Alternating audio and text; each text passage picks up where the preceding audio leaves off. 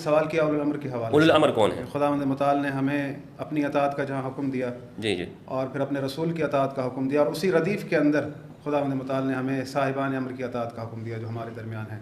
जी। अब यहाँ पर हमें समझना ये चाहिए कि खुदावंद मुताल क्योंकि ये चाहता है कि वमा अरसलना मिन रसूलिन इल्ला लियुताअ बिइज़्निल्लाह, हमने रसूल इसलिए भेजे हैं ताकि हमारी अताअत की जाए रसूल के ज़रिए से। यानी हम पर जो हुक्म पहुँचता है, जो अम्र पहुँचता है, वो पहुँचता है रसूल खुदा सल्लल्लाहु अलैहि वसल्लम के ज़रिए से।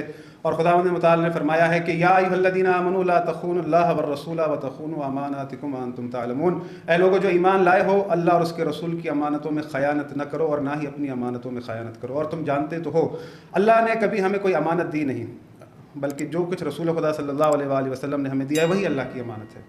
सही।